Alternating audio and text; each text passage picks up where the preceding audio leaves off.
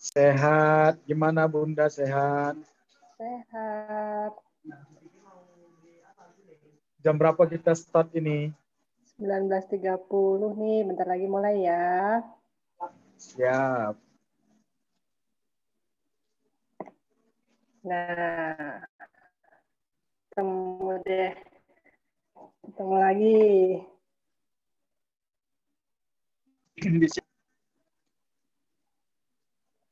Hujan? Ya. Kebetulan Bapak tuh di Medan ya, Pak? Sibuan, ya. Sibuan, Sumatera Utara, ya. Sibuan, Sumatera Utara. Oh, beda ya, sama Medan jauh Agak ya. lumayan lah, jauh. Kita Oke, di countryside-nya, pinggirannya.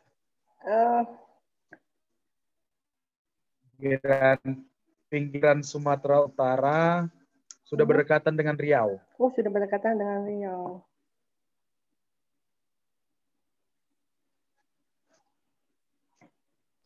Banyak durian nggak Pak Tagen? Banyak durian. Banyak durian nggak di sana? Banyak durian nggak di sana? Durian banyak ya?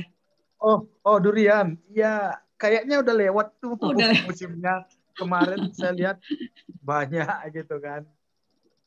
Ini sekarang udah mulai habis. Udah mulai habis.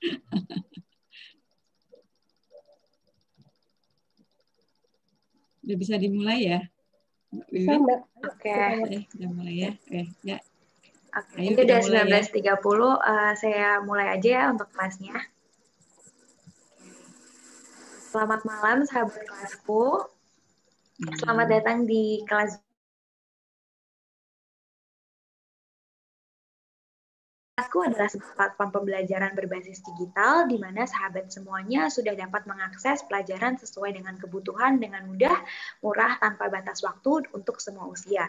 Dapat belajar di mana saja dan kapan saja.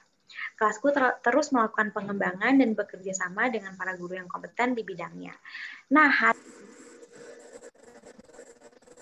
tentang emosi positif dan langkah menuju kesuksesan bersama para mahasiswari atau biasa dikenal dengan Bu Ari. Beliau adalah praktisi talent mapping dan juga konsultan pendidikan. Selain itu, beliau juga adalah pemimpin rumah pustaka. Sebelum kelas ini dimulai, saya akan mencoba membacakan beberapa tata tertib terlebih dahulu. Untuk teman-teman nanti selama kelas, saya akan mencoba mute kelasnya, maksudnya mute partisipannya agar nanti pembicara juga lebih jelas untuk membicarakan tentang materinya. Selain itu juga nanti untuk teman-teman yang mau bertanya, boleh silahkan bertanya di 30 menit terakhir. Untuk pertanyaannya silahkan di on mic-nya atau mungkin boleh tulis di kolom chat, nanti saya akan membantu untuk membacakan pertanyaannya. Sebelum dimulai, kita akan mengawali sesi seminar ini dengan berdoa agar acara malam ini dimudahkan oleh Tuhan Yang Maha Esa. Berdoa dimulai.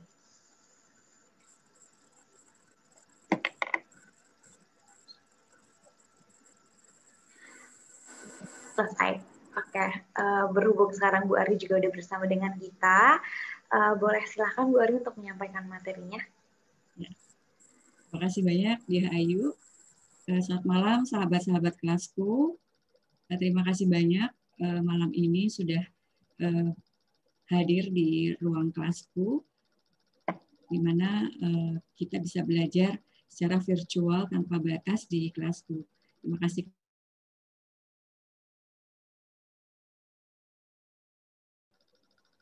Memberi kesempatan pada saya untuk bisa belajar banyak bersama teman-teman yang luar biasa di kelasku ini.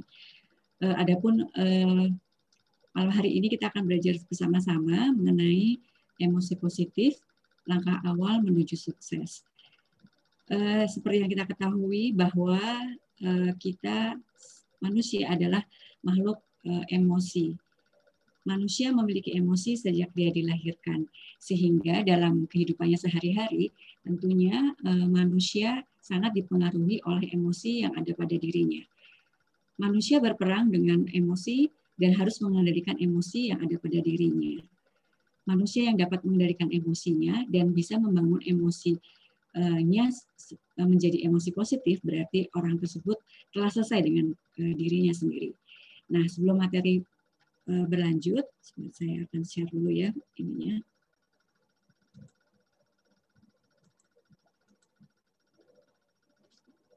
Sebentar.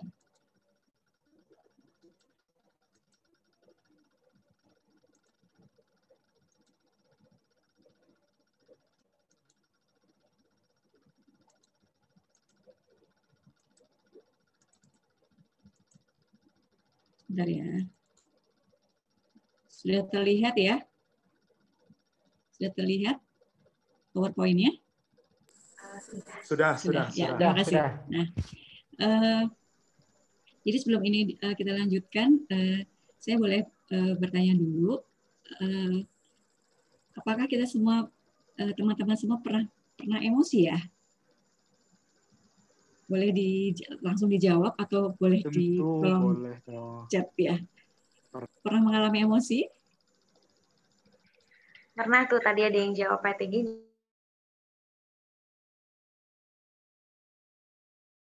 Mam Niko sering. Deswita. Pernah. Kemudian kalau kita lagi emosi, apa yang dilakukan pada saat kita emosi? Boleh langsung dijawab, bisa di chat atau bisa langsung mute-nya bisa dibuka ya.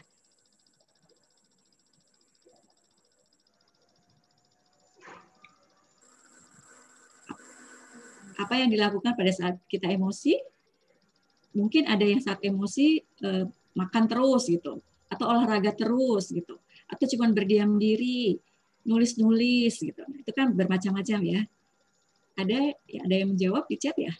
Ada nih, Pak Tegen diem aja. Oh, Pak Tegen diem aja. Ada lagi? Selain Pak Tegen ada? Kalau lagi emosi ngapain? Nangis katanya. Ya? Ada yang jawab nangis. Ada yang jawab nangis. Oke, jadi ada yang diem aja, ada yang nangis.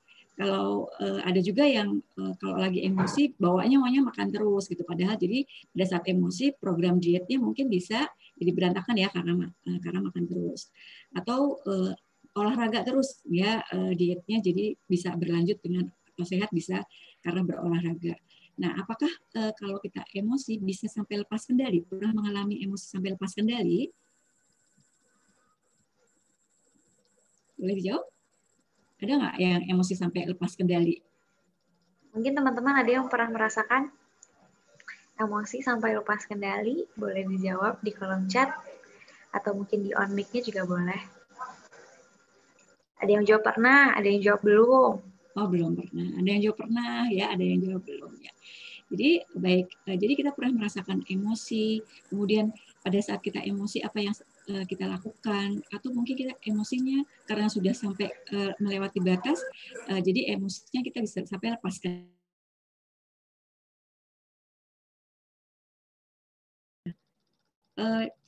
Manusia dilahirkan sudah memiliki emosi, sehingga manusia bisa merasakan rasa bahagia, rasa senang, rasa sedih, rasa marah, rasa kesal, rasa kecewa. Nah, perkembangan emosi pada seseorang harus diketahui oleh seseorang tersebut, dan orang tersebut harus dapat mengendalikan emosinya. Nah, emosi yang kita miliki sebetulnya itu adalah emosi bisa berupa emosi positif dan emosi negatif. Nah, siapa orang yang bisa merubah emosinya atau meminimalkan emosinya atau emosi negatifnya menjadi emosi positif atau mengembangkan emosinya menjadi emosi yang lebih baik, berarti orang tersebut telah selesai dengan dirinya sendiri. Bisa dilanjutkan ya? Nah, menurut Karen Hani, ini adalah emosi faktor sebagai penentu kesehatan jiwa, tentunya ya, karena kalau misalnya kita emosinya bisa berlebihan, tentunya akan mempengaruhi kesehatan jiwa kita. Kemudian nurani kita juga akan terpengaruh juga, nurani kita akan kemudian mungkin lebih resah, baperan, terus menjadi empati kita juga empatinya kita tidak memiliki empati. Jadi emosi tadi adalah reaksi dari suatu kejadian, di mana menurut Karen Hani adalah emosi adalah faktor sebagai penentu kesehatan jiwa dan nurani. Kita lanjutkan. Nah, ini mengenai emosi keberhasilan di masyarakat. Dari riset yang dilakukan bahwa emosi menduduki 80% lebih tinggi dibanding dengan IQ yang dimiliki oleh manusia. Jadi sebetulnya pengelolaan emosi dari seseorang itu sangat diperlukan dibanding dengan IQ seseorang. Walaupun sebetulnya memang orang tersebut. Nah, di sini antara emotion quotient dan spiritual quotient itu saling berpengaruh ya. Jadi spiritual kemudian akan mempengaruhi dari emosi seseorang. Ini adalah keberhasilan di masyarakat. Jadi apabila kita akan berhasil, tentunya kita harus dapat mengelola emosi kita menjadi emosi yang lebih baik. Nah, emosi sangat berpengaruh dengan karakter untuk membangun karakter seseorang. Yang pertama adalah jiwa yang tidak sehat. Kalau kita emosinya juga labil, gitu, emosinya labil kemudian berkecenderungan menjadi emosi-emosi yang negatif, tentu saja jiwanya akan terganggu. Mungkin sering jadi marah, gitu ya, sering menjadi lebih kesal yang berkelanjutan, kemudian nuraninya tumpul, empatinya tidak berkembang, gitu ya. Jadi kalau yang tumpul, ada seseorang ingin kesusahan, itu juga mungkin akan terabaikan. Empatinya juga tidak berkembang. Ada kesulitan di negara di bagian-bagian lingkungan kita juga mungkin karena empati kita menjadi tidak berkembang, mungkin menjadi orang yang masa bodo amat gitu loh. Jadi nggak cuek gitu ya, cuek dengan kondisi lingkungan di sekitarnya. Kemudian reaktif gitu, reaktif atau impulsif dan impulsif. Jadi kalau misalnya orang-orang yang reaktif itu baru sekali digodain misalnya gitu, dia langsung langsung nyerang gitu lah, mungkin langsung dia marah-marah gitu, emosinya langsung terlampiaskan gitu. Kemudian agresif gitu, agresif tuh jadi seperti seperti reptil yang memang terganggu gitu. Jadi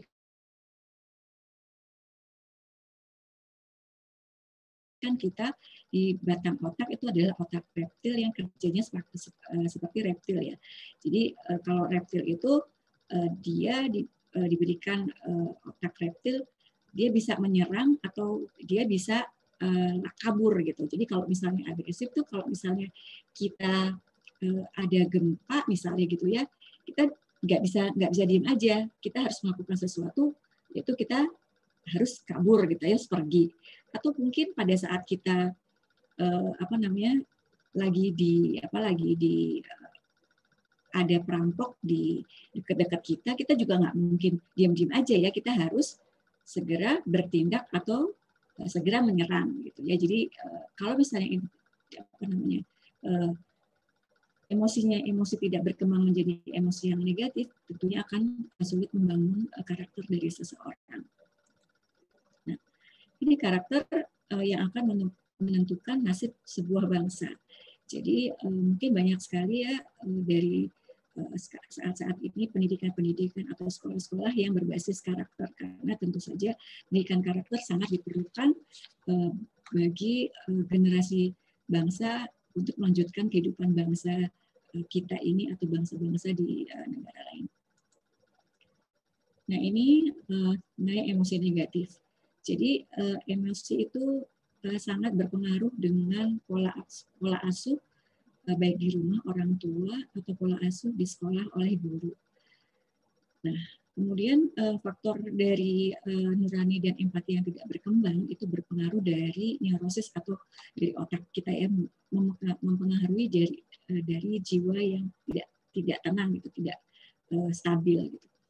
Kemudian kalau salah asuhnya itu terus-menerus dilakukan gitu, jadi memang kita atau terhadap guru-guru di sekolah terhadap anak-anaknya, sehingga anak-anaknya atau murid-muridnya di sekolah menjadi mengembangkan emosi negatifnya menjadi emosi yang positif. Nah, kalau misalnya emosi negatif itu telanjur dilakukan atau pola asuhnya keliru, itu akan menjadi yang kurang motivator, kurang visi, apatis, kemudian kekhawatiran yang berlebih, takut, terancam, rasa dipermalukan, minder, dan stres. Dan ini akan mempengaruhi kepada kesehatan jiwa dari si anak.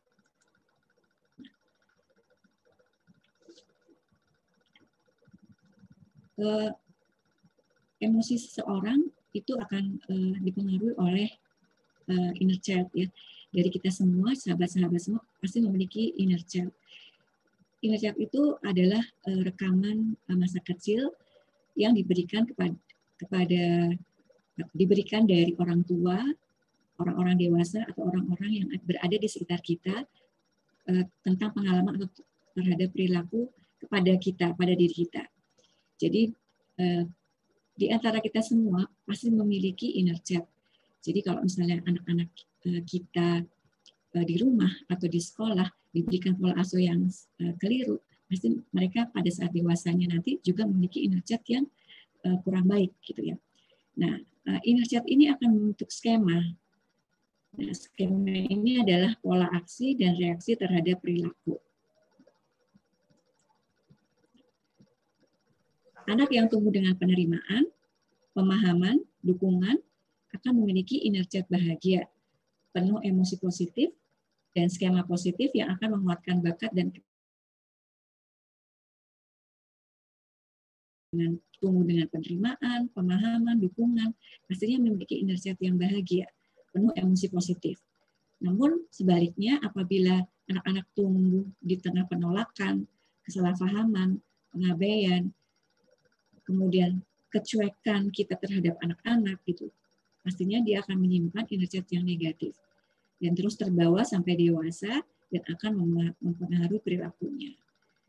Nah, karena inner child ini akan membentuk skema, tentunya skema yang dari inner child yang negatif akan menjadi skema yang negatif pula dan memunculkan emosi yang merusak baik ke dalam atau ke luar diri anak. Nah, apabila ada kelas offline, biasanya saya akan melakukan simulasi nih, simulasi untuk melakukan contoh dari pola asuh yang negatif sehingga menimbulkan inner child yang negatif juga, atau sebaliknya dengan pola asuh yang positif dan akan menimbulkan inner child yang positif pula. Karena sekarang kita online, jadi mungkin simulasinya bisa kita lakukan pada saat nanti kita bertemu di kelas offline.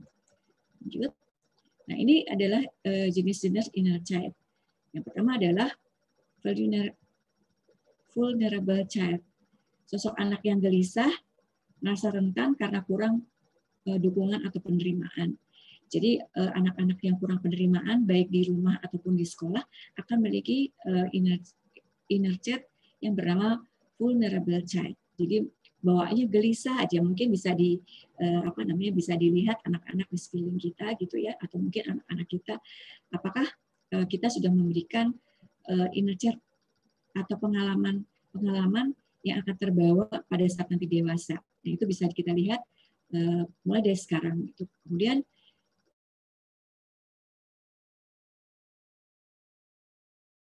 atau pola asuhnya banyak sekali yang marah-marah gitu ya. Kemudian merasa bahwa anak ini direndahkan gitu. Maksudnya sudah melakukan hal-hal yang menurut dia baik, kemudian tapi kita menerimanya menjadi kurang baik, atau misalnya gitu kita suka melecehkan, begini aja nggak bisa gitu, kurang begini, itu merasa bahwa harga diri anak itu merasa direndahkan. Jadi inner child yang ada pada anak tersebut adalah angry child. Kemudian playful child, sosok anak yang bebas ceria, penuh ekspresif dan penuh dengan limpahan emosi positif. Jadi anak-anak yang mungkin tumbuh dari orang tua yang melakukan banyak emosi positif, ekspresif gitu, sehingga mungkin yang terbentuk dengan skema yang positif juga. Kemudian creative child, yaitu sosok anak yang cerdas dan kreatif atau produktif. Nah, saat-saat ini pada saat pandemi sekolah banyak sekali sekolah-sekolah yang berada di rumah ya, tentunya orang tua selama hampir kurang lebih 10 bulan ya menjadi guru di rumahnya masing-masing, sehingga saat inilah mungkin kita harus banyak memperhatikan anak-anak kita dengan dengan penuh kreativitas gitu, sehingga mereka juga bisa tertular kreativitasnya dari orang tuanya masing-masing gitu ya. Kemudian spiritual child, yaitu sosok anak yang memiliki kecerdasan akan ketuhanan dan nilai-nilai kebaikan gitu. Jadi sering dibawa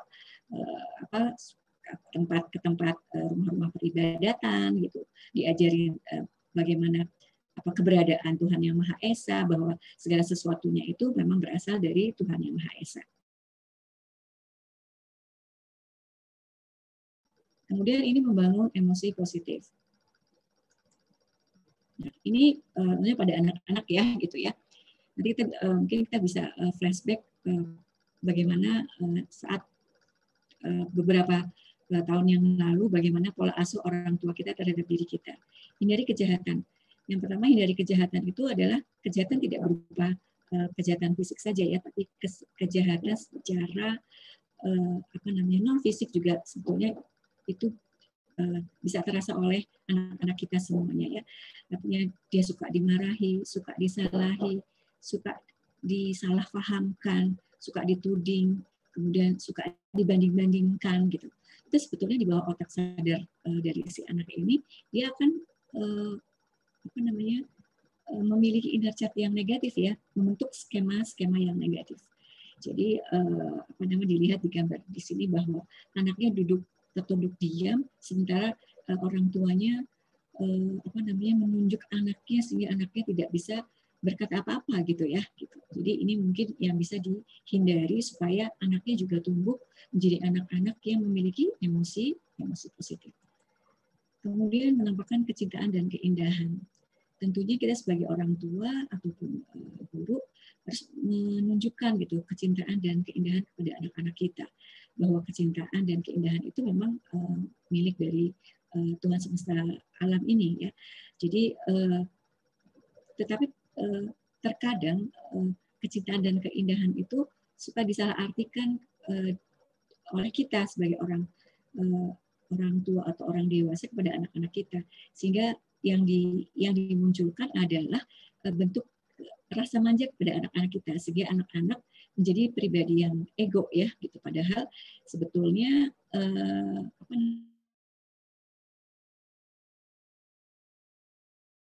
dia dewasa. Nah, biasanya kecintaan dan keindahan itu maksudnya mungkin beberapa persen gitu ya, melakukan hal-hal kecintaan dan keindahan pada anak-anaknya di usia-usia yang masih kecil.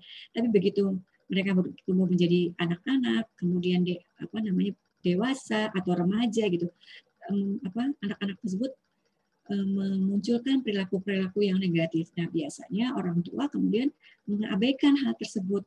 Padahal sebetulnya rasa cinta dan keindahan itu sebaiknya diberikan mulai dari anak-anak kecil sampai anak-anak itu dewasa.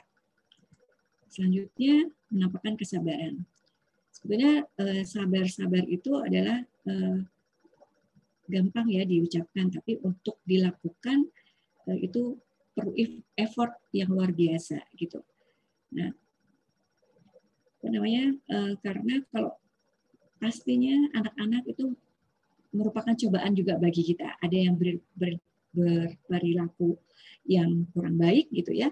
Kita juga harus dengan sabar gitu memberitahu pada dia bahwa apa yang dilakukan itu kurang tepat gitu. Kalaupun saat itu dia melakukan kesalahan gitu, lakukan terus-menerus melalui diskusi, melalui pemahaman terhadap diri anak, sehingga hal tersebut bisa dicontoh oleh anak-anak kita.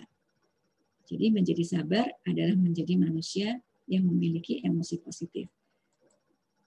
Nah, ini menampakkan keuletan.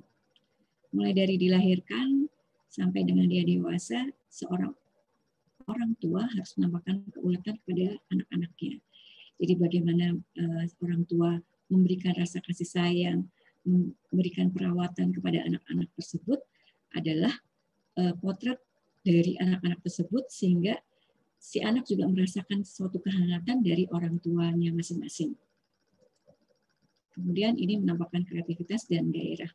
Jadi sudah disampaikan di awal bahwa saat ini saat pandemi dilakukan home learning ya, di mana orang tua melakukan sekolahnya dari rumah, sehingga segala pembelajaran juga dilakukan di rumah. Nah di situ kita sebagai orang tua juga harus bisa ya, artinya mendampingi putra-putri di rumah berkreativitas kepada anak-anak, sehingga anak-anak merasa bahwa orang tua adalah guru utamanya bagi anak-anak, sehingga anak-anak juga merasa tertular dari kreativitas dan gairah orang tuanya masing-masing. Nah, ini kondisi yang adalah kepribadian. Tentunya kepribadian kita sangat berpengaruh dengan emosi ya, kepribadian kita. Jadi bagaimana kita menjadi pribadi yang baik, pribadi yang tangguh, supaya kita dapat memiliki emosi yang positif. Kemudian cuaca ya, cuaca juga mempengaruhi emosi. Kalau cuacanya panas terus gitu ya, kita juga merasa bahwa aduh ini kok cuacanya panas ya, nggak hujan-hujan gitu. Jadi sebaliknya gitu, kalau diberikan hujan, kadang-kadang kapan kita panas, jadi itu juga bisa mempengaruhi emosi. Stres tentu saja juga bisa mempengaruhi emosi kita. Jadi hindari stres supaya emosi kita juga menjadi emosi yang positif. Kekurangan tidur itu juga bisa mempengaruhi emosi kita gitu ya. Jadi tidur cukup, juga tidak tidur berlebihan gitu. Kemudian usia, semakin usianya semakin banyak atau semakin bertambah, tentunya emosi kita juga semakin labil juga ya. Jadi faktor-faktor yang mempengaruhi emosi, kondisi usia juga akan mempengaruhi emosi kita. Gender juga mempengaruhi emosi. Jadi antara laki-laki dan perempuan tentunya emosinya juga berbeda gitu, satu sama yang lainnya. Kemudian olahraga. Kalau kita nggak olahraga, tentunya ya emosinya ya, mereka sudah disampaikan juga mau diet gitu. Kemudian olahraga, sudah berkali-kali olahraga, tapi ternyata mungkin belum berhasil ya, karena memang perlu olahraga yang banyak atau effort yang banyak bagi orang-orang yang memang mau menjalankan program dietnya. Jadi ini adalah kondisi-kondisi yang mempengaruhi emosi daripada seseorang. Nah, ini dari 8 emosi positif. Jadi tadi di depan sudah disampaikan bahwa minimalkan emosi negatif dan maksimalkan emosi positif kita.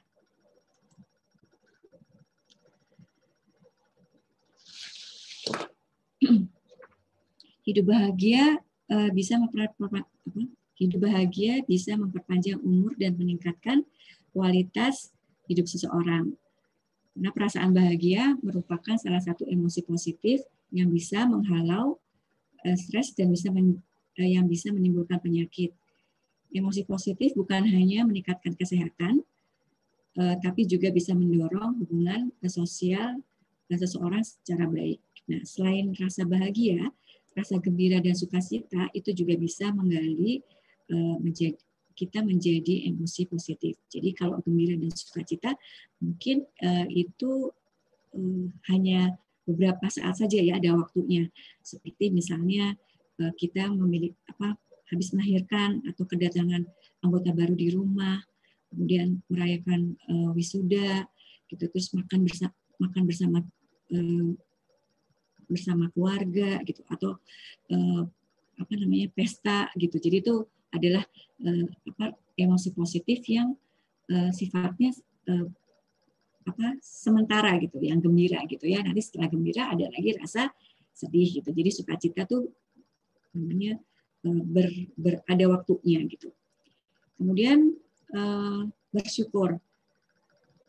Ini juga bisa memotivasi kita untuk bisa menggali emosi positif, karena bersyukur tentunya kepada Tuhan semesta alam ya gitu. Karena dengan kondisi pandemi saat ini, rasa syukur itu harus kita lebihkan gitu. Karena apapun yang diberikan oleh Tuhan saat ini itu adalah yang patut kita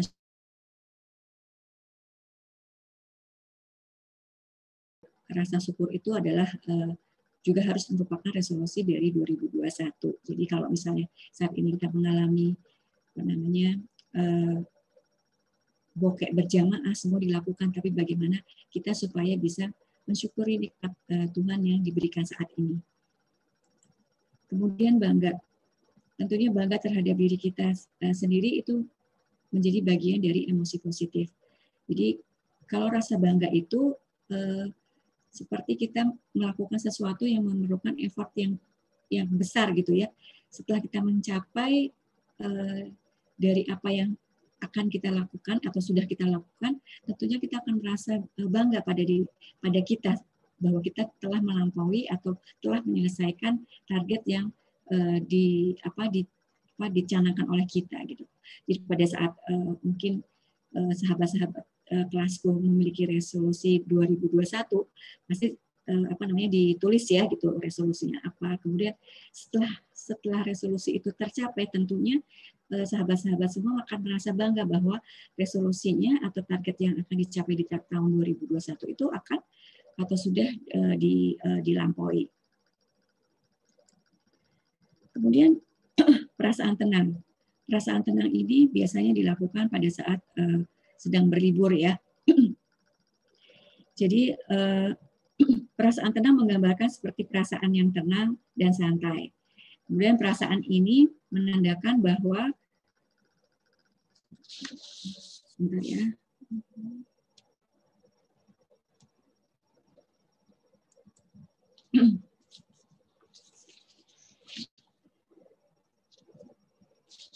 Sebentar ya.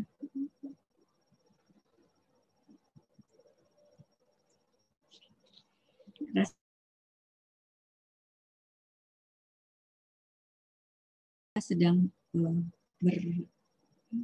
melakukan tamasya gitu ya, gitu. Karena rasa tenang ini juga merupakan salah satu dari emosi positif gitu. Perasaan ini menandakan bahwa kita sedang merasakan kedamaian yang biasanya muncul pada saat kita memanjakan diri dengan hiburan atau melakukan hobi. Kemudian perasaan tenang ini mendorong seseorang untuk menikmati sesuatu, dapat mengevaluasi dan memahami diri kita sendiri. Nah, ini humor. Humor juga bisa menjadikan emosi kita positif. Jadi bercanda kepada teman-teman kita, satu sama lain, bersama keluarga, itu juga bisa meningkatkan emosi positif kita. Itu rasa sedih yang kita rasakan, mungkin itu bisa berubah menjadi rasa gembira dan terhibur. Ini berharap. Berharap itu juga merupakan satu hal emosi positif, di mana kita membayangkan masa depan kita ya, gitu. Berharap agar cita-cita kita juga tercapai. Resolusi 2021 juga akan tercapai. Jadi berharap menjadi emosi positif apabila kita juga berpikiran positif. Kemudian rasa kagum pada seseorang, rasa kagum kepada diri kita, rasa kagum terhadap apa yang kita capai, itu juga bisa mendorong pikiran positif kita dan merubah menjadi emosi positif. Selanjutnya, rasa cinta. Rasa cinta itu gabungan dari semua emosi positif. Ada rasa bahagia, ada rasa gembira, ada rasa sukacita, ada rasa tenang, ada rasa kagum, ada rasa bersyukur. Gabung dengan emosi yang dinamakan rasa cinta. Pasti semua pernah merasakan rasa cinta ya. Artinya baik cinta terhadap keluarga kita, cinta terhadap pasangan kita, cinta terhadap Tuhan semesta alam. Sehingga cinta adalah emosi positif yang juga harus dimiliki dan harus digali oleh setiap manusia. Nah, kita juga harus mengajarkan pada anak-anak kita atau kita untuk bisa merasakan berekspresi atau merasakan apa yang kita rasakan. Ini adalah salah satu contoh sudut ruangan di kelas saya gitu, di ruang kelas saya, bahwa saya harus mengenalkan emosi positif pada anak-anak didik saya. Kemudian mereka juga harus merasakan apa yang mereka rasakan pada hari itu. Mereka juga harus bisa memberikan ekspresinya pada saat mereka merasa capek, merasa senang, merasa sedih, merasa bosan, atau merasa marah. Kemudian ditanyakan, saya akan menanyakan apa yang menyebabkan kamu marah, apa yang menyebabkan kamu sedih, apa juga yang merasakan rasa senang. Nah, kalau anak-anak ini tidak dibiasakan untuk menandakan perasaannya, mungkin akan sampai dewasa nanti mereka juga tidak bisa menandakan apa perasaannya. Mungkin di sekeliling kita gitu ada yang pernah merasakan orang yang lempeng-lempeng aja. Kenapa sih orang kalau dia pada saya marah dia kayaknya cuek-cuek aja, dia rasanya kok lempeng-lempeng aja, atau sudah melakukan suatu kesalahan dia tidak mau minta maaf misalnya, dan dia mungkin saja dia belum pernah dikenalkan, atau mungkin dia nggak tahu tuh dia harus berekspresi seperti apa. Jadi rasa marah, rasa bosan, rasa sedih, rasa senang, ataupun rasa capek juga harus ditandakan atau diberikan tanda pada diri anak-anak. Mungkin ini materinya sampai di sini. Nah, sebelum ditutup, saya akan menayangkan satu buah video yang mudah-mudahan ini bisa mewakili dari perkembangan emosi kita.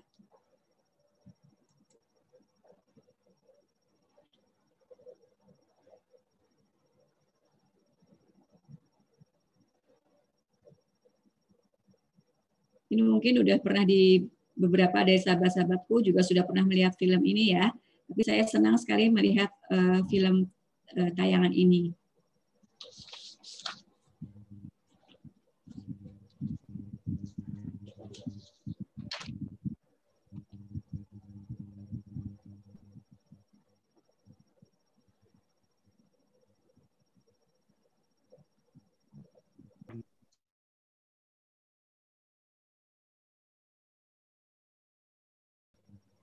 Bentar ya. Suaranya hilang. Oh, suara hilang, sebentar ya.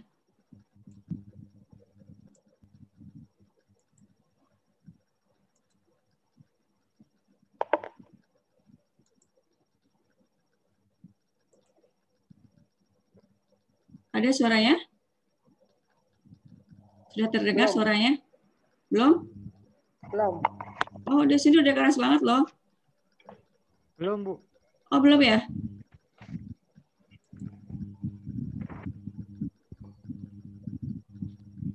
Di sini udah keras loh.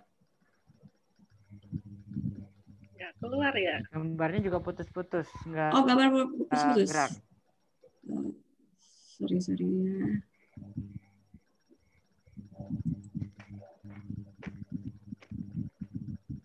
Di sini sih jalan loh. Bisa nggak jalan ya?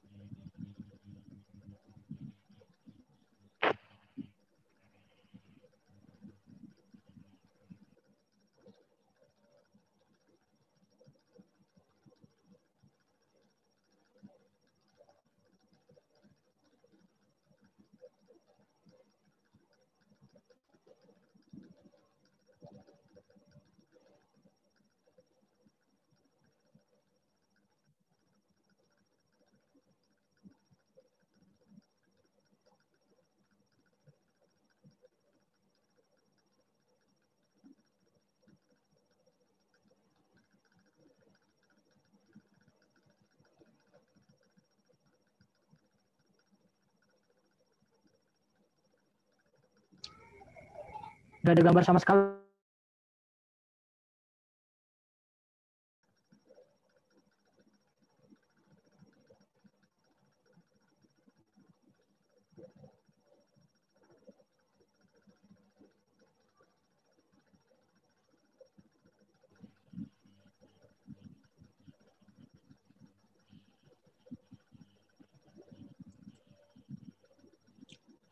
Keluar nggak tadi? Ya.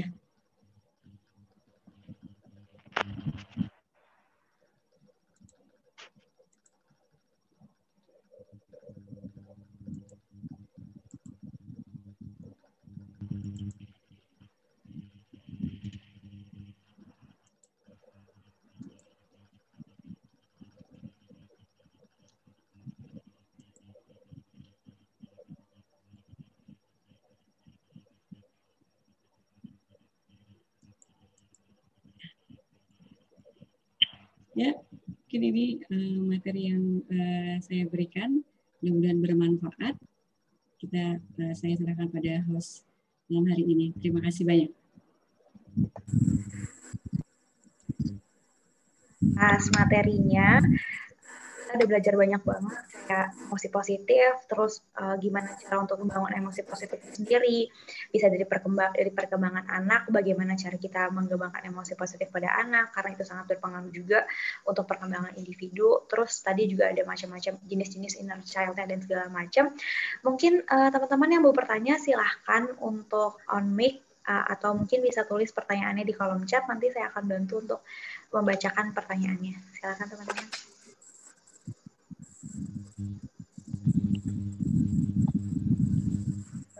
Mbak Ari, Ya, mau tanya nih, ya. kalau dari video yang tadi kita lihat ya, walaupun suaranya, pesan moralnya apa nih ya? Oh ya, baik Mbak Wiwin. Jadi tadi dari orang tersebut ya, gitu kan, tadi disampaikan bahwa emosi seorang itu harus memiliki emosi ya, karena akan membentuk jiwa yang tenang gitu, jiwa yang baik gitu. Nah, pada saat tadi dia jalan, sebetulnya dia kalau orang yang tidak memiliki rasa nurani gitu ya, atau empati, dia nggak mau tuh ya, namanya ada air, kemudian ada namanya pot tadi ya, tapi pot tersebut karena dia merasa bahwa itu harus sesuatu yang harus diperbaiki atau supaya itu hidup, atau karena dia merasa bahwa itu harus perlu disiram dan nggak ada orang di sekelilingnya itu tuh peduli dengan tanaman, peduli ya gitu. Jadi dia sebenarnya dengan hal-hal yang sepele sebetulnya dia narik aja gitu. Itu kan sebetulnya ada pancuran air ya, pancuran air yang mungkin itu bisa diberikan pada tanaman gitu. Nah, dia lakukan hal tersebut gitu. Jadi pesan moralnya adalah itu sebetulnya dengan emosi-emosi yang dimiliki oleh seseorang dan emosi yang positif itu akan mempengaruhi perilaku yang akan akan dilakukan sehari-hari gitu ya. Sebetulnya kalau dia sendiri, sebetulnya dia menjadi orang yang biasa-biasa aja secara materi ya gitu ya, tapi dia mau membantu gitu ya, walaupun mungkin itu kenapa sih ada pertanyaan kepada saya pada saat saya menanyakan juga itu, kenapa Bu itu orang minta-minta diberikan, tapi saya bilang bahwa sebetulnya jangan dilihat dari minta-minta, tapi tujuan dia memberi itu adalah untuk pendidikan. Itu kan tadi ada untuk pendidikan ya, pada saat dia diberikan dan uang itu untuk sekolah anaknya dan anaknya juga bersekolah. Kemudian ada orang tua yang tinggalnya dalam satu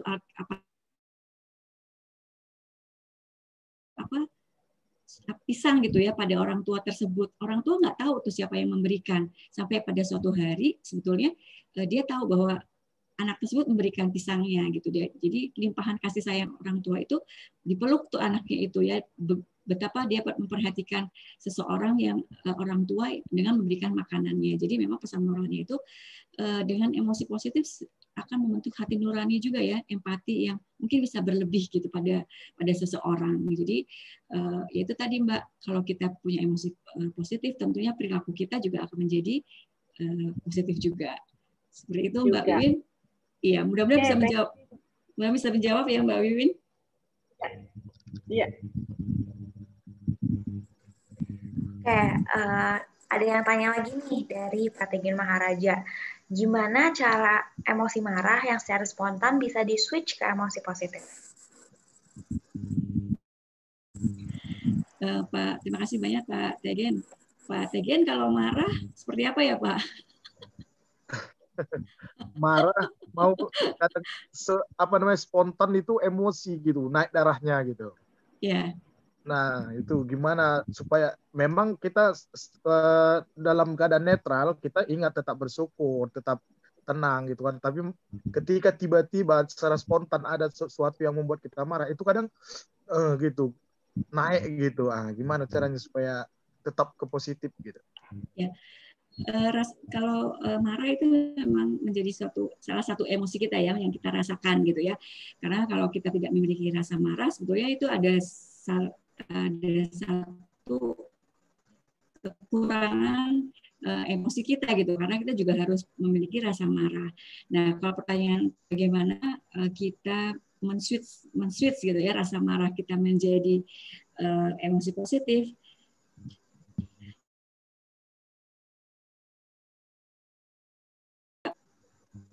berdiam diri dulu gitu ya, berdiam diri dulu supaya menetralisir kondisi amarah kita gitu ya. Jadi kalau dari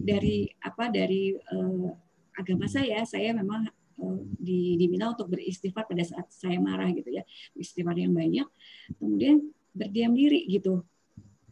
Jadi merefleksikan diri dulu supaya menetralisir rasa marah kita sehingga turun tuh rasa marah kita turun gitu dari yang tinggi jadi bisa turun gitu Pak. Jadi seperti itu Pak. Jadi kalau kita marah dalam keadaan berdiri duduklah gitu ya. Iya. Kalau kita marah dalam keadaan duduk berbaringlah kira-kira gitu. Tetapi Ya, kalau kita marah dalam keadaan menyetir mobil gimana? Itu sih kalau lagi nyetir ya kadang-kadang memang antara gimana ya Pak, gregetan gitu ya Pak ya gitu. Iya. Kadang-kadang kalau dulu ya gimana kalau Pak? dulu saya waktu masih masih anak-anak bisa dibilang SMA lah. Kalau saya emosi itu numbuk dinding. Ya. Nah, kalau sekarang memang tidak, tapi kayaknya agak susah gitu. Nanti berubah muka gitu. Iya. Sebenarnya gini Pak, kalau dari manajemen emosi itu ada dua ya gitu. Ada yang supresif gitu. Supresif itu artinya kita baik buruk ke dalam diri kita, tapi keluarnya tuh baik gitu. Jadi kalau yang supresif tuh sebenarnya kita diam gitu. Jadi akibatnya akan depresi. Tapi keluarnya ke lingkungan itu kita bisa dinilai bahwa oh sebetulnya dia sabarnya bertingkat-tingkat ya gitu. Yang kedua adalah agresif gitu. Agresif itu sebenarnya karena melampiaskan langsung keluar gitu. Seperti itu. Jadi kalau misalnya kalau dulu Bapak pada saat jadi pemuda gitu, pada saat marah itu menumbuk-numbuk. Nah saat ini mungkin bisa dilakukan, mungkin bisa ya Pak ya, meremas kertas gitu ya Pak ya, gitu. Meremas kertas gitu. Saya juga kalau mengajarkan pada anak-anak murid saya pada saat mereka lagi kesal gitu, coba kalian bisa menggambar, mencoret-coret kertas gitu ya. Jadi mengekspresikannya seperti itu sehingga mungkin pada saat nanti dewasa, pada saat emosinya berpuncak, mereka bisa melampiaskan emosinya juga secara baik-baik gitu. Seperti itu. Jadi ketika kita meremas sesuatu itu hal positif ya?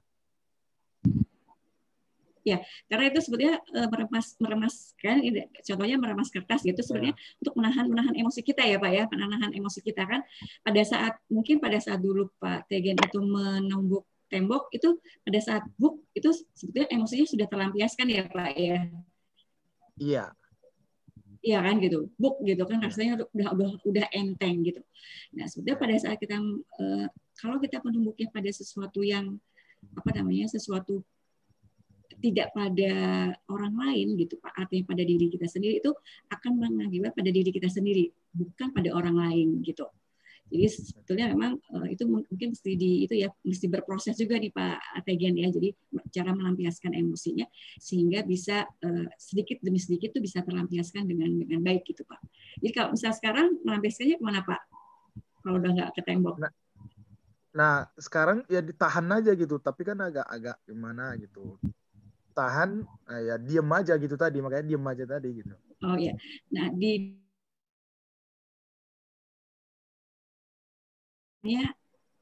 penyeimbang gitu. Jadi seimbang. Jadi ya itu tadi kalau di saya sih istighfar ya Pak ya. Kalau di agama Bapak mungkin bisa ada cara lain yang memang berdiamnya itu mungkin tidak menahan emosi ya Bu Pak, karena kalau menahan emosi tentunya akan berakibat yang fatal juga ya. Tapi adalah mungkin bisa mengingat ya kalau saya sih namanya istighfar ya. Kalau di Bapak saya juga kurang tahu apa tuh. Iya, saya juga istighfar kok Mbak. Saya Muslim. Oh ya, mohon maaf. Jadi beristighfar gitu ya Pak ya, istighfar atau berwudu seperti itu. Jadi memang mengembalikan lagi. Jadi realizing gitu ya Pak. Jadi bisa menenangkan jiwa kita yang memang lagi marah gitu, lagi menahan emosi gitu. Seperti itu. Mungkin saya tambahin sedikit nih, Pak Tegen. Kita coba sambil menenangkan diri, kita coba tarik nafas dalam gitu ya, tarik, buang. Barangkali dengan begitu, dengan kita tarik nafas seperti itu kan bisa akan sedikit meredakan emosi kita yang mungkin bisa memuncak dan bisa mengakibatkan kita hilang kendali emosi ya, kita kebablasan gitu. Jadi sambil tadi Mbak Ari sampaikan kita beristighfar, kita sambil tarik nafas, mengatur pola nafas kita gitu, supaya kita jangan sampai kelepasan emosi. Kadang-kadang kan pada saat emosi kita nanti nggak bisa kontrol lebih apa yang akan kita lakukan, jadi daripada nanti kejadiannya di luar dugaan gitu ya, lebih baik ya udah hanya diri kita yang bisa mengendalikan. Salah satunya selain tarik nafas, ya itu tadi mungkin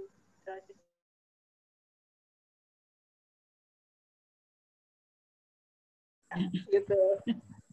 Mungkin itu aja masukan dari saya. Ya, terima kasih banyak Mbak Wiwin tambahannya. Sama-sama. Bagaimana Pak Tegen, apa sudah menjawab pertanyaannya? Ya, terima kasih. Oke, terima kasih juga Pak Tegen. Lanjut ke pertanyaan selanjutnya dari Bu Watini. Bagaimana caranya bisa berpikir mindful atau berpikir netral di saat melihat kejadian yang tidak menyenangkan? Nah, ini pertanyaan hampir sama ya dari Pak Tegen tadi ya. Jadi memang banyak hal-hal yang tidak menyenangkan di sekitar kita ya, seperti kondisinya saat ini gitu ya. Jadi bagaimana kita berpikir netral ya saat melihat kejadian yang tidak menyenangkan. Sebenarnya dengan kondisi yang 10 bulan, hampir 10 bulan ini ya berjalan gitu, kondisinya pasti tidak menyenangkan di antara kita semua. Tapi di balik itu semua pasti kita berpikir bahwa pasti ada hikmah yang diturunkan oleh Tuhan semesta alam ya gitu. Kenapa pandemi ini diturunkan? Supaya mungkin kita diajarkan untuk bisa lebih bersabar, lebih bersyukur dengan kondisi seperti ini gitu. Jadi memang yaitu gitu ya, tadi kalau disampaikan bahwa kita terus harus banyak-banyak berdoa gitu, mendekatkan diri pada Tuhan Yang Maha Esa, kemudian sehingga kondisi-kondisi yang tidak menyenangkan atau kondisi-kondisi pandemi saat ini bisa cepat berlalu, kemudian bisa menjadi kondisi-kondisi yang seperti yang kita harapkan bersama-sama. Gitu. Jadi banyak-banyaklah berdoa, banyak-banyaklah bersyukur, banyak-banyaklah bersabar gitu ya. Mungkin memang seperti halnya kok sepertinya itu hanya teori saja, tapi memang ya itu yang harus dilakukan saat ini gitu ya. Karena sebetulnya dengan kondisi-kondisi yang tidak menyenangkan, satu di antara kita semua pasti tidak mau ya gitu dengan kondisi yang tidak menyenangkan. Inginnya memiliki keadaan yang menyenangkan semuanya gitu. Tapi pastinya segala cobaan itu harus diberikan pada Allah sebagai kita sebagai umatnya, supaya kita juga lebih lebih tangguh lagi gitu. Lebih tangguh lagi, sehingga rasa syukur yang berlebih itu akan diberikan kepada Tuhan kita gitu. Itu mungkin bisa menjawab buat ini.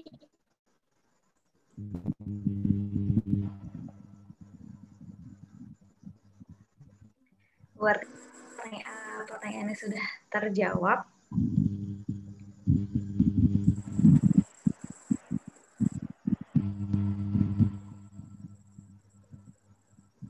Gimana nih suaranya?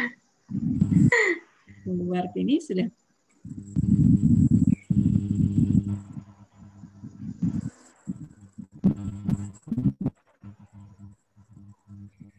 Mungkin sembari nunggu teman-teman yang lain, mungkin ada yang mau bertanya. Silahkan tulis pertanyaannya, atau mungkin langsung di on mic-nya juga boleh. Kak Maksi Kocu mungkin mau tanya, Kak. Kak Maksi ini dari Papua nih. Oh, wow. Jauh juga nih. Iya, peserta kita malam ini ada yang dari Makassar, Mbak Nita dari Makassar. Pak Andi dari Bandung, Pak Darmana Bandung.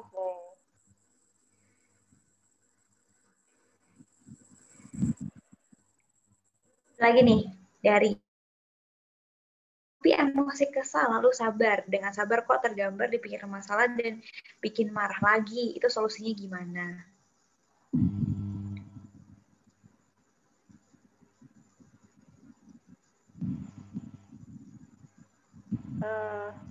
Unmute, Mbak. Ya.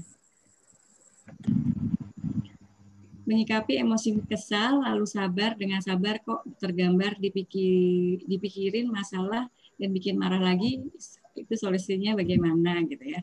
Udah sabar ya Pak Andi ya. Lagi kesal. Lagi kesal, udah sabar, ternyata masih dipikirin juga gitu ya Pak ya. Ya Pak, jadi begini.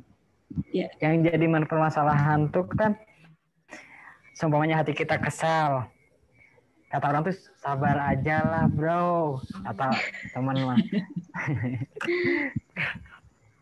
Ketika sabar kok tenang, gak bisa tenang, malah yang ketika minta ya Allah aku minta sabar, tapi ketika sabar yang tergambar dalam pikiran itu malah masalah, apalagi masalah hati ini.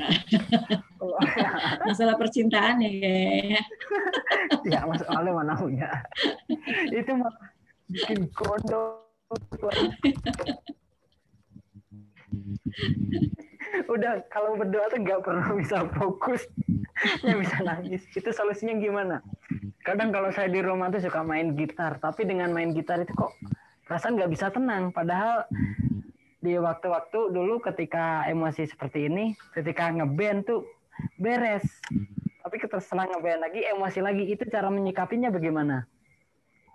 Ya kalau misalnya sedang kesal, dicari dulu titik kesalnya itu seperti apa. Kedengaran ya?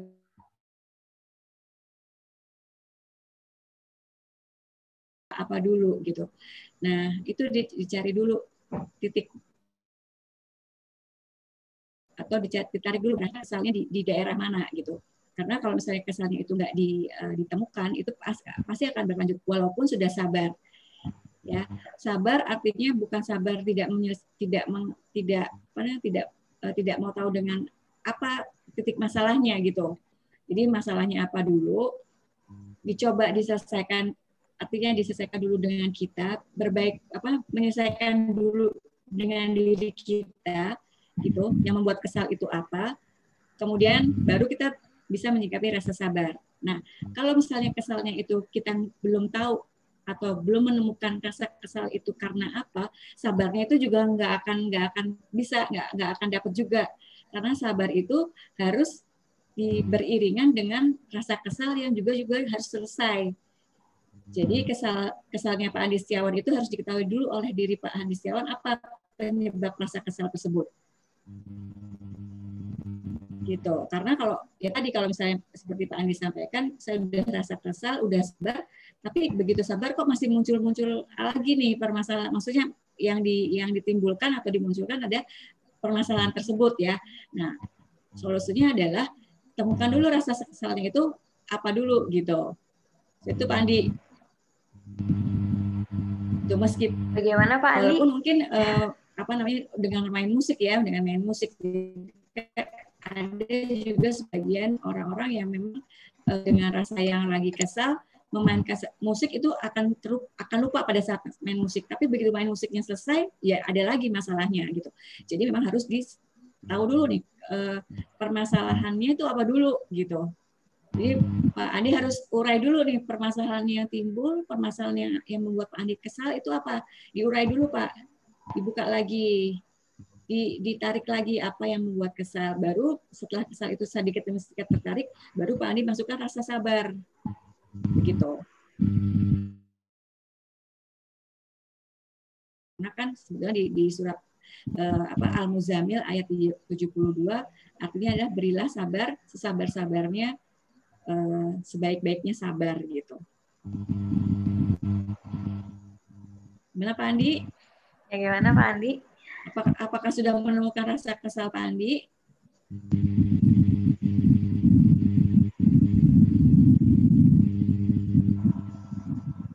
Pak Andi? Pak Andi lagi main gitar tuh kayaknya.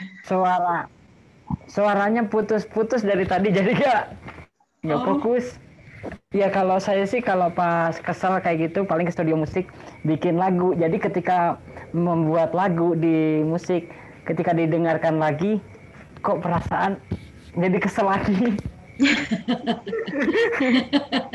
Maklum lah ya, namanya suka bikin lagu, jadi ketika bikin didengerin, direkaman, kesel lagi nggak tahu. Oh ya. Lagunya yang dibuat sudah sesuai dengan apa yang diinginkan ya Pak ya? Sudah. Kemudian setelah didengarkan mungkin ada sesuatu yang masih mengganjal barangkali ya Pak? Masih. Nah itu yang mungkin yang itu harus diurai dulu Pak, gitu ya, diurai dulu sehingga tidak menimbulkan kekesalan gitu. Jadi nanti juga lirik lagunya tidak dengan ada yang dengan tidak ada yang kesal. Artinya gini, orang bisa melihat hasil suatu lirik lagu yang akhirnya bisa orang ini sedang menciptakan lagu dengan perasaan yang kesal gitu. Bisa tergambar tuh kalau orang membaca lirik lagu gitu ya, atau membaca buku misalnya gitu ya, membaca buku bisa tergambar bahwa orang tersebut sedang kesal nih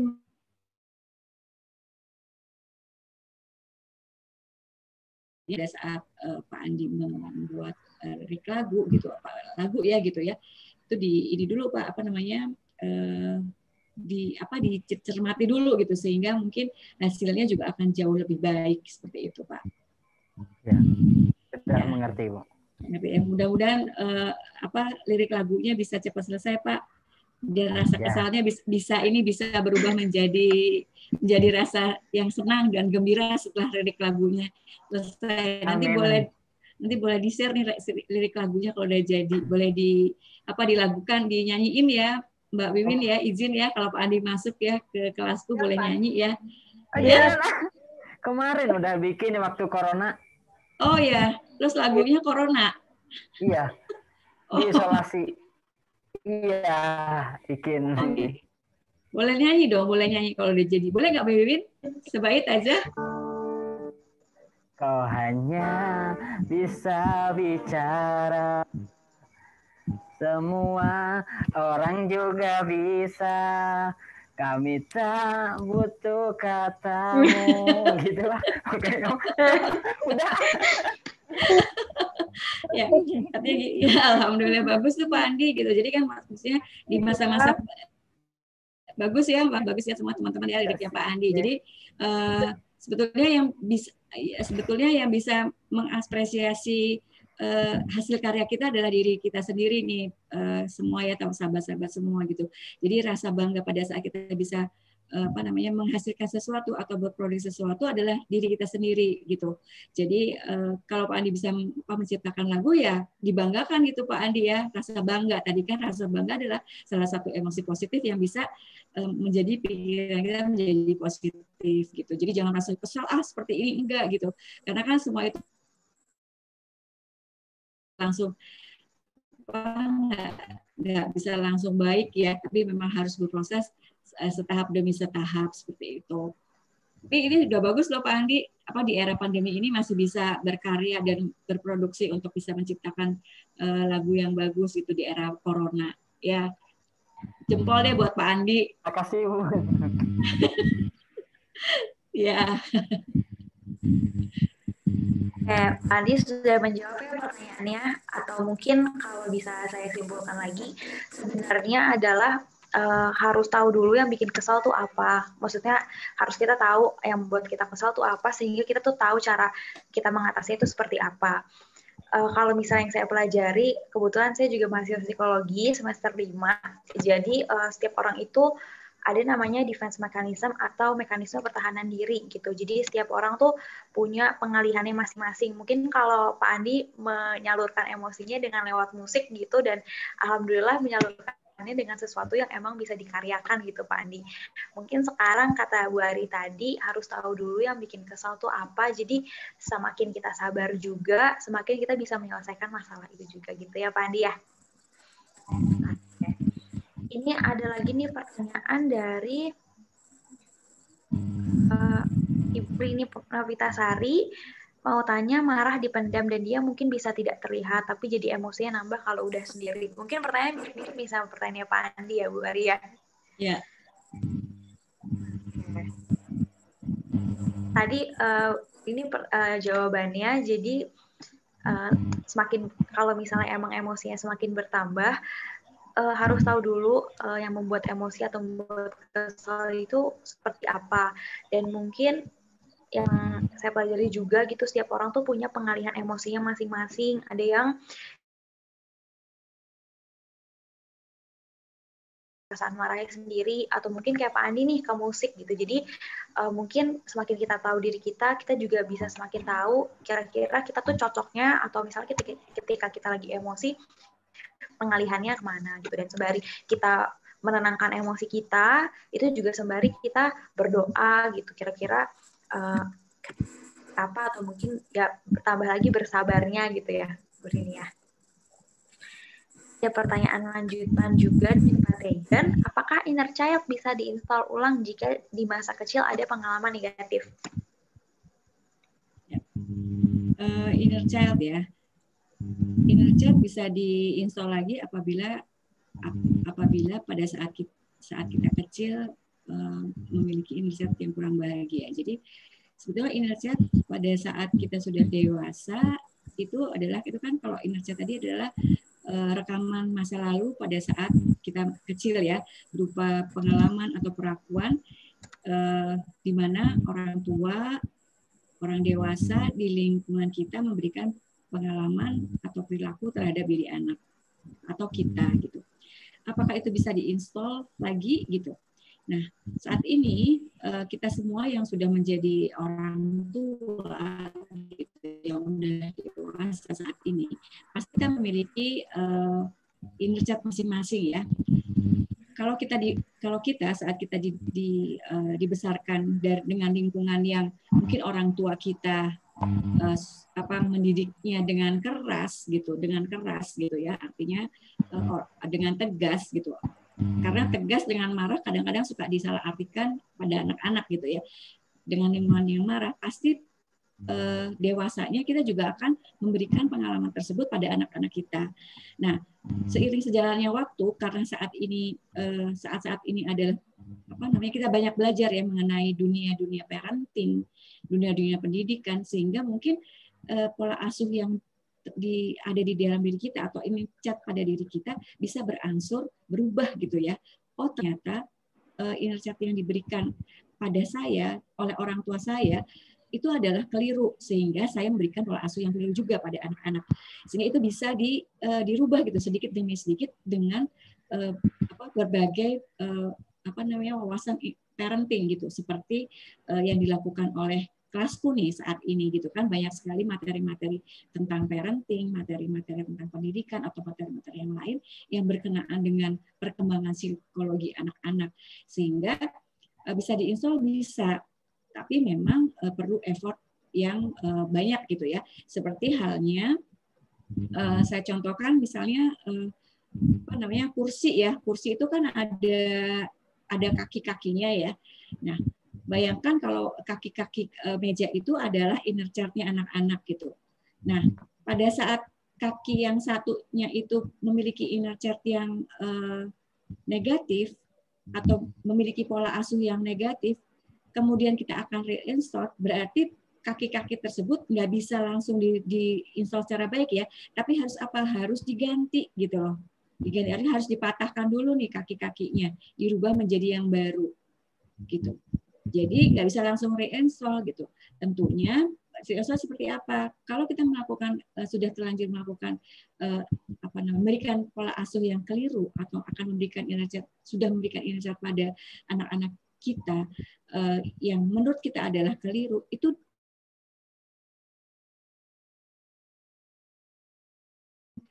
suatu salah terhadap anak-anak kita. Jadi anak-anak itu juga merasa bahwa saya dihargai gitu. Dia merasa dihargai oleh orang tua saya gitu.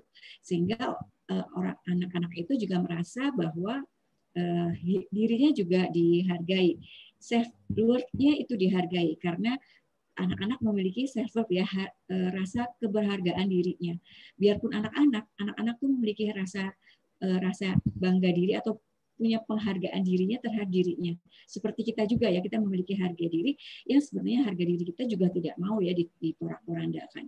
Jadi kalau misalnya mau reinstall itu sebenarnya bisa aja, tapi memang juga harus harus berproses juga nih, harus all out juga gitu. Jadi nggak bisa setengah-setengah gitu. Lakukan secara perbaikan terus-menerus sehingga mungkin kita juga bisa memberikan pola asuh yang baik juga. Seperti itu. Tapi kalau reinstallnya pada diri kita, artinya pada diri kita yang kita sudah dewasa, sepertinya agak sulit ya, karena itu sudah membekas, artinya merubah kita. Tapi kalau kita merubah kepada pola asuh yang akan diberikan pada anak-anak kita, itu bisa terjadi. Kalaupun sudah terlanjur, bisa di-reinstall dengan cara ya tadi gitu, meminta maaf misalnya, kita belajar ilmu parenting gitu, karena sekarang yang sekali sih ilmu parenting yang sudah luas ya gitu, tidak seperti zaman-zamannya saat dulu yang mungkin orang tua kita untuk belajar menjadi orang tua saja itu kan memang tidak ada sekolahnya ya. Kita sebagai orang tua itu bagian ya ada sekolahnya, jadi learning by doing. Tapi kalau kita tidak mengupgrade wawasan kita tentang dunia bagaimana parenting, mungkin fungsinya juga pola asuh diberikan pada yang terjadi pada diri kita seperti itu, sehingga mendidik anak-anaknya tentu dengan inisiatif juga yang baik. Mungkin bisa menjawab Pak Tegen kira-kira? Iya, super sekali. Ibaratnya sebuah komputer, kalau sebelum kita install itu mungkin kita format dulu ya, kira-kira gitu. Kalau kita analogikan dengan kursi tadi ya. Iya. Jadi bisa saja dipatahkan dulu, lalu disambung kembali gitu, kira-kira seperti itu ya. Iya, betul. Terima kasih. Ya, sama-sama Pak Tegen gitu. Jadi betul Pak Tegen, kalau misalnya diibaratkan sebagai komputer ya, komputer itu harus diformat ulang ya Pak ya gitu. Mungkin diambil data-data yang penting dulu, di copy dulu ke tempat sesuatu yang baik-baik saja, kemudian yang memang tidak diperlukan bisa dibuang gitu ya Pak ya, sehingga yang kita saring adalah hal-hal yang baik-baik saja gitu, sehingga hal-hal yang lama udah bisa ditutup gitu. Seperti itu Pak. Sudah menjawab ya Pak ini ya? Iya, sip. Oke. Ada pertanyaan lagi?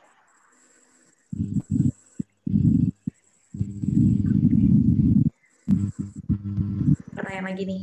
Tapi mungkin ada satu lagi nih. Untuk pertanyaan terakhir, karena udah mau jam 9 juga, ini pertanyaannya dari Bu Nita Andriani.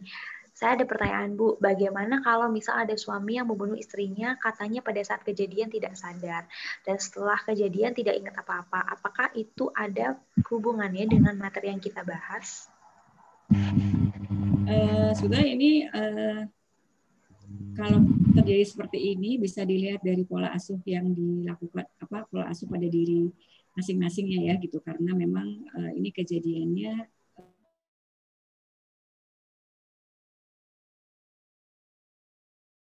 karena kalau misalnya melakukan hal-hal yang seperti ini, kejahatan-kejahatan seperti ini, dicek dulu nih apakah jiwanya apakah jiwa dari pelaku itu sehat atau tidak gitu. Dan emosi yang diberikan, emosi yang ada pada dirinya itu juga emosi-emosi yang positif atau tidak gitu, karena orang-orang yang melakukan hal-hal seperti ini bisa saja karena gangguan kejiwaannya gitu, karena setelah melakukan dia nggak ingat apa-apa sih gitu. Jadi atau mungkin memang ada masalah di balik itu, kita juga nggak tahu ya, karena memang berkaitan sekali nih. Kalau misalnya tadi memang secara materi skizofrenia kata dokter gitu. Oh ya gitu, karena memang itu juga suatu penyakit juga ya, jadinya kalau suatu penyakit ya memang ya sebetulnya harus diketahui dulu ya gitu penyakitnya, jadi harus disembuhkan dulu nih penyakit tersebut gitu, karena pada saat sebelum dia menikah sebetulnya pasti ada beberapa kejadian nih kalau memang penyakitnya sudah ada sebelum dia menikah gitu ya. Jadi harus sebenarnya kan pada saat menikah sebetulnya harus ada pengecekan dulu nih semuanya ya, kesehatan kejiwaan segala macam gitu. Jangan terlanjur. Jadi ya kalau udah berpenyakit itu sebenarnya harus ditangani oleh para ahli ya, kalau udah ketahuan secara penyakit ya, dari penyakit tersebut. Begitu. Ya, lanjut dulu Bu Ari. Ya. Mungkin aku belajar juga gitu tentang penyakit skizofrenia, kebetulan lagi semester 5, jadi ada mata kuliah psikopatologi. Psikopatologi itu penyakit-penyakit psikologis, salah satunya adalah skizofrenia. Nah, skizofrenia itu tuh kalau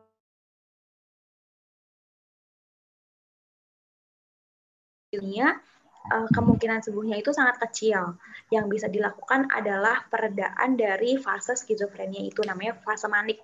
Jadi kalau fase manik itu fase di mana dia melakukan tindakan halusinasi, delusi, dan juga pelaku-pelaku katatonik. Jadi kalau misalnya halusinasi itu dia ngerasa bahwa ada yang membisik, lebih ke alat indera. Jadi misalnya dia mendengar sesuatu yang nggak dia dengar, itu halusinasi. Tapi kalau delusi adalah kayak misalnya dia ngerasa bahwa misalnya dia di suatu tempat, terus misalnya ada orang-orang yang ngomongin dia padahal nggak ada kayak gitu. Jadi kalau delusi itu dia berhayal yang sebenarnya itu tidak terjadi gitu.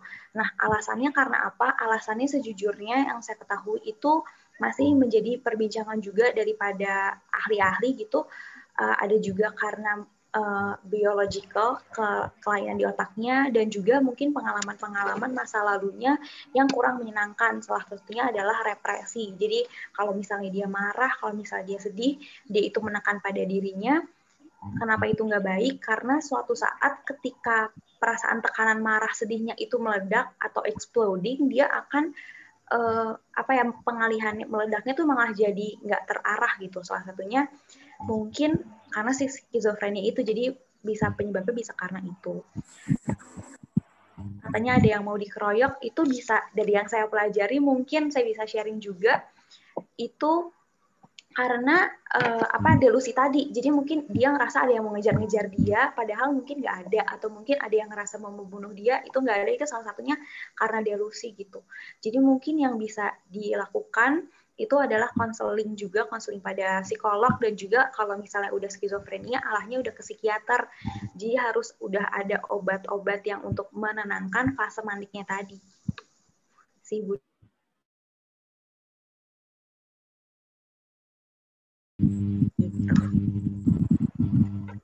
Gimana Bu Nita, apa sudah menjawab atau seperti apa?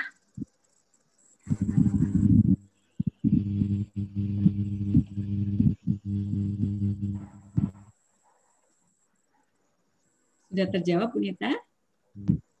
Jadi sebaiknya Iya, Bun, memang, alhamdulillah. ya, memang itu penyakitnya harus disembuhkan dulu ya, walaupun memang seperti yang disampaikan oleh Mbak Diah Ayu bahwa penyakit schizophrenia itu sulit disembuhkan ya. Sembuhnya juga mungkin presentasinya juga mungkin lebih kecil ya gitu ya. Jadi memang itu penyakit udah ke arah-arah psikiater ya gitu, penyakit jiwa seperti itu. Jadi ada perasaan seperti dikeroyok itu sepertinya mungkin halusinasi ya gitu. Dan nggak ada yang ngeroyok, cuman perasaannya ada halusinasi yang mengeroyok dia gitu. Sehingga pada saat dia merasa bahwa halusinasinya datang, orang-orang yang mengeroyok, sehingga dia juga nggak sadar dia melakukan perlawanan gitu. Nah, perlawanan itu yang menyebabkan mungkin itu terjadinya pembunuhan ya gitu. Sebenarnya rasa halusinasi itu pada saat dia melakukan sebenarnya itu dia untuk mempertahankan dirinya gitu ya.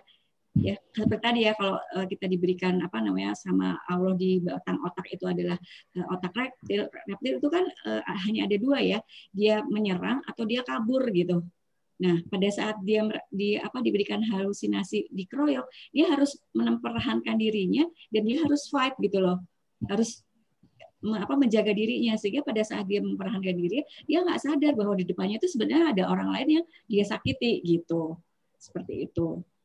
Jadi kalau misalnya jadi kalau pada saat ada yang menyerang kan kita juga ya otak reptil kita yang bekerja.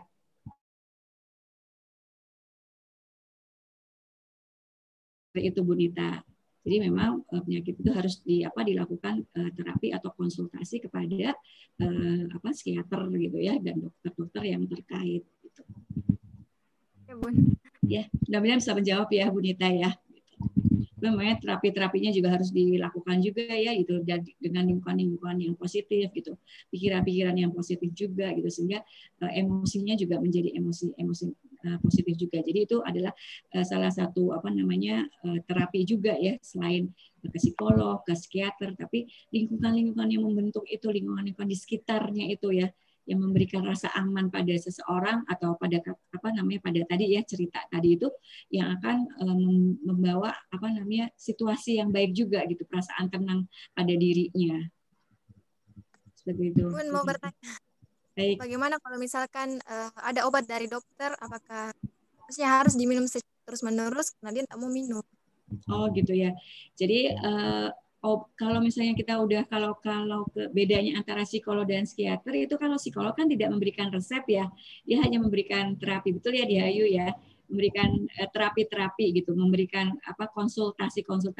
Tapi kalau udah psikiater, kesehatan jiwa, biasanya dia memang memberikan resep dokter, resep karena dia dokter, dan memberikan obat. Nah, obat itu sebetulnya adalah obat yang akan menenangkan jiwanya gitu, otaknya dan lain-lain sebagainya. Nah, mungkin nanti ditanyakan oleh dokter juga ya, apakah dosisnya itu berbahaya atau tidak gitu. Nah, tadi disampaikan bahwa kan kendalanya tidak mau minum. Nah, mungkin dicari siasat nih Mbak Nita gitu. Bagaimana supaya yang bersangkutan tuh mau minum. Artinya gini, mensiasatinya mungkin saja kalau pil itu ditumbuk, dilarutkan ke dalam air bisa, sehingga kita mensiasati supaya obat itu tidak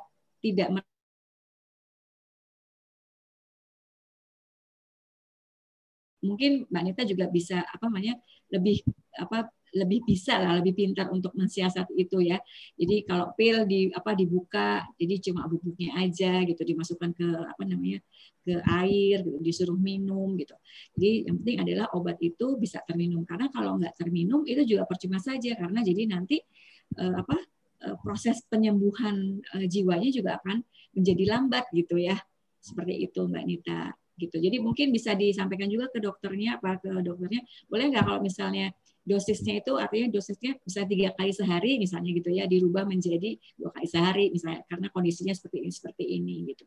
Artinya tetap harus minum obat gitu dalam masa pengobatan. Oh iya benar. Bu Nita sudah menjawab.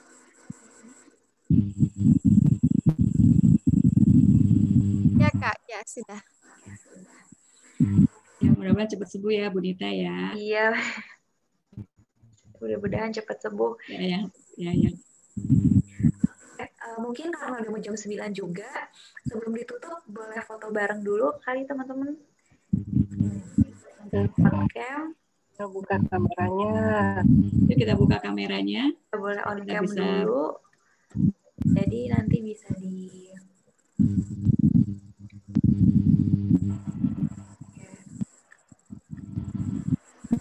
Oke teman-teman. Jadi kita bisa ada bersama.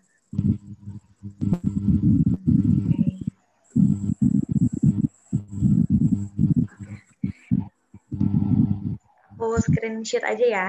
Aku hitung. Sorry. Oke. 1, 2, 3. Oke. 1, 2, 3.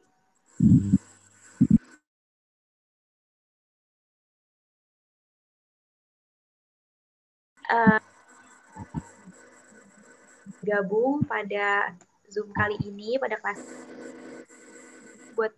buat teman-teman bisa bermanfaat. Pertanyaan-pertanyaan tadi bisa jadi insight baru juga buat teman-teman gimana caranya untuk menggali emosi positif, bagaimana cara untuk menghadirkan emosi itu sendiri, dan juga pokoknya ilmu-ilmunya bisa bermanfaat juga buat teman-teman. Dia Ayu sebagai host atau sebagai moderator pada kelas kali ini undur diri. Selamat malam semuanya. Assalamualaikum. Waalaikumsalam. Terima kasih banyak Dia Ayu, Mbak Wiwin, Bunda Lucy, Mbak Nita, Pak Maksi, Pak Tege, Bu Tini, Pak Rian, Mam Riko. Terima kasih banyak. Semoga bermanfaat ya. Terima kasih, semoga bermanfaat. Semoga kita menjadi insan-insan yang memiliki emosi positif semuanya. Amin. Selamat beristirahat. Terima kasih. Amin. Terima kasih.